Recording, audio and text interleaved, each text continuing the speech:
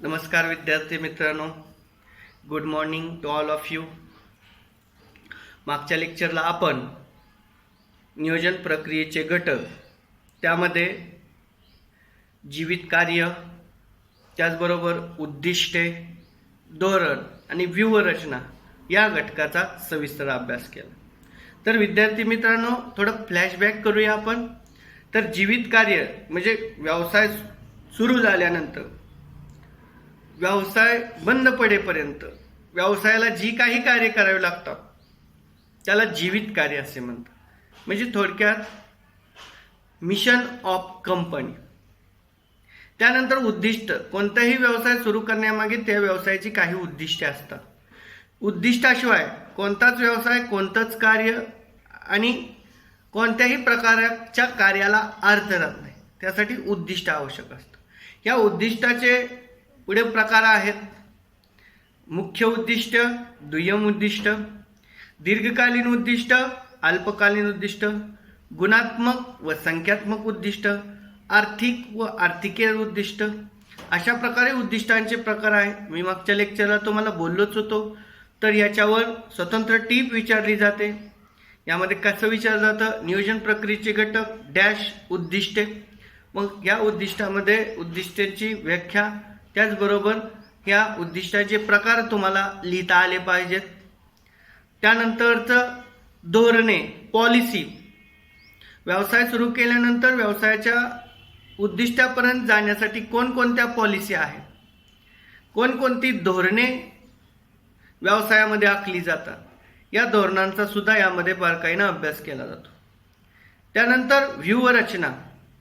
कोणतंही कार्य किंवा धोरण पूर्ण करायचं असेल तर त्याला विशिष्ट प्रकारची व्यूहरचना आखावी लागते. व्यूहरचना आखल्याशिवाय त्या प्रकारची धोरण किंवा त्या प्रकारचं उद्दिष्ट पूर्ण होत नाही. म्हणजे धोरण, उद्दिष्टे, कार्य हे सर्व करण्यासाठी व्यवसायामध्ये व्यूहरचना तितकीच महत्त्वाची. आता इथपर्यंत आपण काल अभ्यास केला होता. आता ह्यानंतर आपल्याला पुढचा नियोजन प्रक्रियेतील घटक पाहायचा आहे, ते म्हणजे कार्यपद्धत. आता ह्या कार्यपद्धतीमध्ये यामध्ये सर्वसाधारणपणे व्यवस्थापनाच्या तिन्ही पातळ्या आहेत, तुम्हाला माहीतच आहे. त्यामध्ये वरिष्ठ व्यवस्थापन पातळी, कनिष्ठ व्यवस्थापन पातळी आणि मध्यम व्यवस्थापन. ह्या पातळ्यानुसार कार्याची विभागणी किंवा श्रमाची विभागणी केली जाते. थोडक्यात धोरण ठरवण्याचं काम उच्च व्यवस्थापनाकडून केलं जातं. त्या धोरणाची अंमलबजावणी करण्याचं काम मध्यम व्यवस्थापनाकडून केलं जातं. आणि प्रत्यक्ष धोरण किंवा प्रत्यक्ष कार्याची सुरुवात ही कनिष्ठ कर्मचाऱ्यांकडून किंवा कनिष्ठ व्यवस्थापनाकडून केली जाते. म्हणजे व्यवसायामध्ये कार्यपद्धत निश्चित केल्याशिवाय व्यवसायाची कोणतीच कार्य पूर्ण होऊ शकत नाही. व्यूहरचना झाल्यानंतर व्यवसायामध्ये कार्यपद्धत निश्चित केली पाहिजे. कोणी कोणतं कार्य कधी, केव्हा, कसे व कोठे करावयाचे याबद्दल सविस्तर आराखडा म्हणजे कार्यपद्धत असते. कार्यपद्धत निश्चित केल्यानंतर कार्य कशा पद्धतीनं करायचं याचा स्पष्ट आराखडा कर्मचाऱ्यांना समजतो आणि त्यानंतर कर्मचाऱ्यांकडून त्या कार्याची पूर्ती होत असते. जर कार्यपद्धतीच निश्चित झाली नाही तर कर्मचाऱ्यांमध्ये कार्य करण्यामध्ये गोंधळ निर्माण होईल, संभ्रमण निर्माण होईल. त्यासाठी कार्यपद्धत निश्चित असली पाहिजे. कार्यपद्धत निश्चित असेल तर बिनधडकपणे व्यवसायातील कर्मचारी व्यवसायातील कामे करतात. पुढाकार वृत्ती त्यांच्यामध्ये वाढते.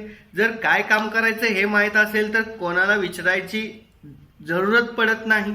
त्यामुळे व्यवसायातील कर्मचारी बेधडकपणे काम करतात, स्वतःहून काम करतात. कामामध्ये गती वाढते, पुढाकार वृत्ती वाढते.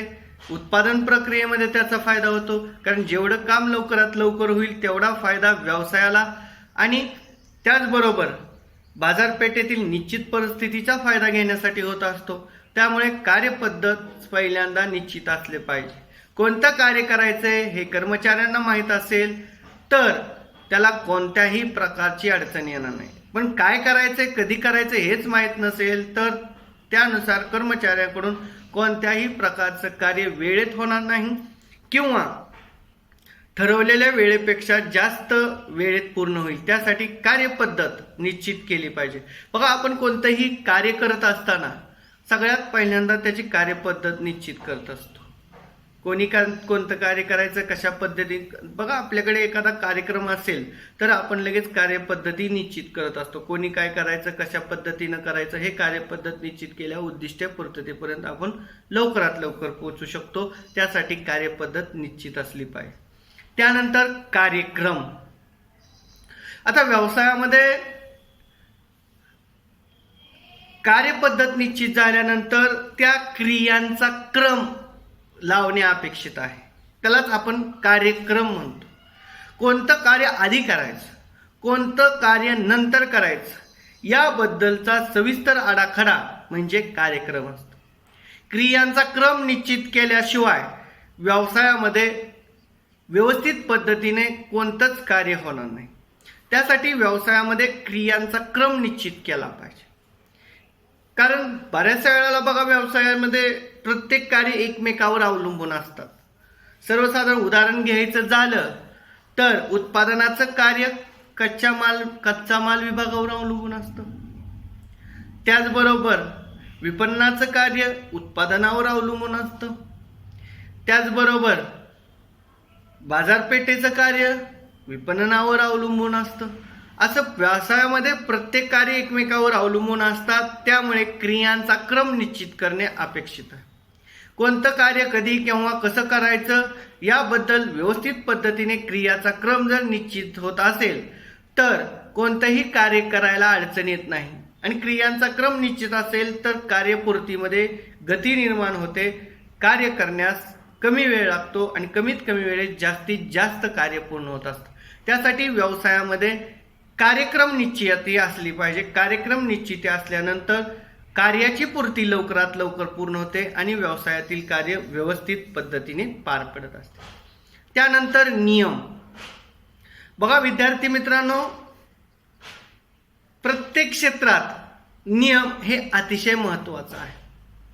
नियमच नसतील, तुम्हाला कोणत्याही प्रकारची बंधनेच नसतील तर तुम्ही नियंत्रण कक्षेच्या बाहेर जाल. म्हणजे तुम्हाला कोणाचंही नियंत्रण नसेल, तुमच्यावर कोणाचाही दबाव नसेल. त्याचबरोबर नियम नसतील तर शिस्त लागणार नाही. नियम हे आपल्यासाठीच असतात, आपल्या चांगल्यासाठीच असतात. आणि व्यवसायामध्ये तर नियम अतिशय महत्त्वाचे आहे. बघा, उदाहरण घ्यायचं झालं तर व्यवसायामध्ये नियमच नसतील तर कर्मचारी कधी येतील, कधी जातील, काम करणार नाहीत, कामामध्ये टाळाटाळपणा करतील. नियम हे शिस्त लावण्यासाठी व्यवसायामध्ये अतिशय महत्त्वाचे. फक्त व्यवसायामध्येच नाही तर नियम हे सांस्कृतिक क्षेत्रात आहे, खाजगी क्षेत्रात आहे, सार्वजनिक क्षेत्रात आहे, व्यावसायिक क्षेत्रात आहे. सर्व ठिकाणी नियम महत्त्वाचे आहे. बघा, नियम नसतील तर अपघात आणि त्याचबरोबर धोका, पूर्णपणे धोका आपल्याला पत्करावा लागतो. त्यासाठी नियम हे महत्त्वाचे असतात. बघा, बऱ्याचशा वेळेला सांगितलेलं असतं, तुम्ही रोडवरच्या पाट्या वगैरे वाचत असाल, RTOच्या, पुलावरून पाणी जाताना पुलावरून रस्ता पार करू नये असं लिहिलेलं असतं. ते एक प्रकारचा नियम आहे वाहतुकीचा की पाणी असल्यानंतर त्या पुलावरून जाऊ नये. कारण वाहून जाण्याची शक्यता असते. ते काय उगच लिहिलेले नसतात. तरी पण आपल्यातलेच काही जण पुशारकी मारणारे त्याच्यावरून ग्रीप पिळतात आणि त्याच्यावरून जाण्याचा प्रयत्न. कारण पाण्याच्या प्रवाहासमोर, आगीसमोर आणि वाऱ्यासमोर कुणी सुद्धा टिकू शकत नाही. त्यासाठी व्यवसायामध्ये किंवा सर्वसाधारण कोणत्याही ठिकाणी नियम अतिशय महत्त्वाचे असतात. बघा, प्रत्येक ठिकाणी रस्त्यावर लिहिलेलं असतं, पुढे शाळा आहे, वाहने सावकाश चालवा. बाह्य वळण आहे, एकाचसाठी लिहिलेलं असतं, आपल्या सुरक्षेसाठी किंवा धोक्यातून आपली सुटका व्हावी यासाठी लिहिलेलं असतं. मग व्यवसायामध्ये सुद्धा नियम असतात. वेळेवर काम करणे, त्याचबरोबर जे कार्य दिलेलं आहे ते टायमावर करणे. कारण व्यवसायामध्ये जर नियम नसतील तर कर्मचारी नियंत्रित राहणार नाही, आणि कर्मचारी जर नियंत्रित राहिले नाही तर व्यवसायामध्ये संप, हडताळी, टाळेबंदी, काम बंद आंदोलन अशा प्रकारच्या अनैतिक गोष्टीला आपल्याला सामोरं जावं लागेल.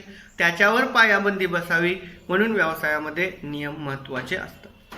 आता अंदाजपत्रक, विशिष्ट आकडेवारी डोळ्यासमोर ठेवून विशिष्ट प्रकारचा अंदाज लावून ज्यावेळेस एखादं पत्रक तयार केलं जातं त्यावेळेस त्याला अंदाजपत्रक असे म्हणतात.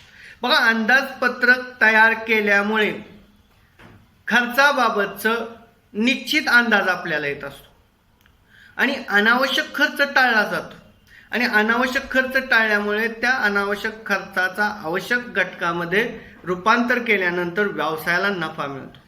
बघा, पंचवार्षिक योजनेमध्ये सरकारची जी पंचवार्षिक योजना आहे, बघा पंचवार्षिक योजनेची सुरुवात 1951 पासून सुरू झाली.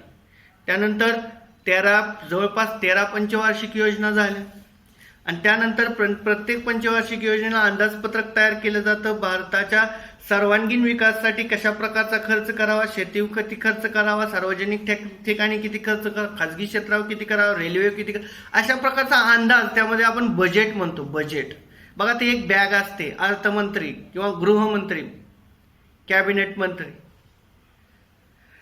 त्याला आपण फायनान्स मिनिस्टर म्हणतो, तो बॅग दाखवत असतो. तुम्ही म्हणा ही बॅग कशी आहे, तर त्यामध्ये काय असतं, एक विशिष्ट प्रकारचा अंदाज लावून प्रत्येक क्षेत्रामध्ये काय केलेलं असतं, खर्चाची तरतूद केलेली असते, त्यासाठी अंदाजपत्रक असतं. अंदाजपत्रक म्हणजे भविष्याबद्दलचा भविष्यातील खर्चाबाबतचा निश्चित अंदाज करून एक तयार केलेला खर्चाचा आराखडा म्हणजेच अंदाजपत्रक. अंदाजपत्रकावरून भविष्यातील खर्चाची तरतूद आपल्याला समजत असते, त्यामुळे अंदाजपत्रक हे निश्चित केलं पाहिजे. अंदाजपत्रकावरून आपलं बजेट किती आहे, आपल्याला भविष्यकाळामध्ये किती निधी लागणार आहे याबद्दल आपल्याला तरतूद करता येते. तर विद्यार्थी मित्रांनो, अशा पद्धतीने व्यवसायामध्ये अंदाजपत्रक तयार केलं. व्यवसायामध्ये नाही तर प्रत्येक ठिकाणी अंदाजपत्रक तयार करावं लागत असतं, आणि त्यामुळे आपल्याला खर्चाबाबतचा निश्चित अंदाज समजत असतो. तर हे झाले नियोजन प्रक्रियेचे घटक. सर्वसाधारणपणे 8 घटक आहेत. हा प्रश्न टिपासाठी येऊ शकतो, परंतु मोठा प्रश्न आला तर नियोजन म्हणजे काय, नियोजन प्रक्रियेचे घटक सविस्तर लिहा, अशा पद्धतीने येऊ शकेल. तर या ठिकाणी थांबूया. पुढच्या लेक्चरला आपण नेक्स्ट चॅप्टर सुरू करूया. धन्यवाद.